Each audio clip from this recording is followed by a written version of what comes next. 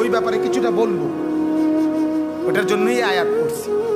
তো মেরাজে যাওয়ার পরে যখন আল্লাহ পাক রব্বুল আলামিন 50 ওয়াক্ত নামাজ হাদিয়া দিয়েছেন, আপনারা শুনছেন না? তো নবীজি সাল্লাল্লাহু আলাইহি সাল্লাম এই 50 ওয়াক্ত নামাজ নিয়ে যখন 7 আসমানের উপরে আরশ থেকে ফিরে আসতেছিলেন, এই প্রথম তখন 7ম আসমানে দেখা হয়েছিল ইব্রাহিম আলাইহিস সালামের সাথে। কোন নবীর সাথে? যাওয়ার সময় ওনার সাথে দেখা হয়েছে লাস্টে, যখন গেছিলেন। যাওয়ার সময় তো 7ম আসমান পড়ে না, আর এখন 7ম আসমান কোথায়? প্রথমে। তো ওনার সাথে দেখা হয়েছে। ইব্রাহিম আলাইহিস সালাম জিজ্ঞেস করছে আল্লাহ পাক কি হাদিয়া দিলেন? হচ্ছে আমার উম্মতের জন্য 50 ওয়াক্ত নামাজ। ইব্রাহিম আলাইহিস সালাম বললেন আলহামদুলিল্লাহ, ঠিক আছে, আচ্ছা, আল্লাহ ভরসা যা। মানে উনি আর কিছু বলে নাই।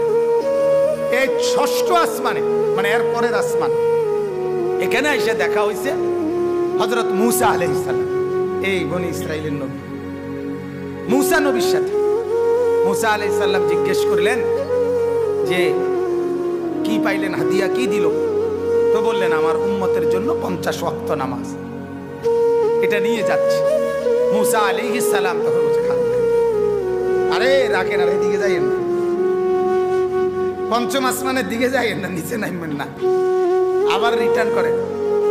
এই তখন উনি বলছে ও নবী মুহাম্মদ, বনি ইসরাইলকে, আমার কওম বনি ইসরাইলকে আমি চালাইছি, ওরা আমারে জ্বালাইয়া একেবারে মানে কইলা করে লাইছে।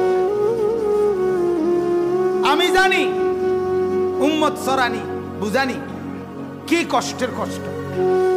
আপনার কাছে অনুরোধ, আপনি 50 ওয়াক্ত তাদেরকে দিয়া মানে পাইতেন না, কুলাই দিতেন না, আপনি কমায় আনেন। তো আল্লাহ নবী সাল্লাল্লাহু আলাইহি ওয়াসাল্লাম গিয়া কমায় আনছেন। 9 বার ফেরত গেছেন। প্রতিবারে আল্লাহ তাআলা 5 ওয়াক্ত কমাইছেন।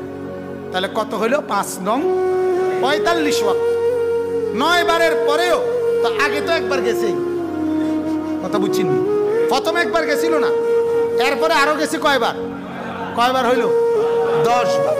এজন্য এটা একটা কথা মনে রাখবেন, নবী সাল্লাল্লাহু আলাইহি ওয়াসাল্লামের ওই এক রাতেই মেরাজ হইছে 10 বার। আল্লাহর দিদার হইছে কয়বার?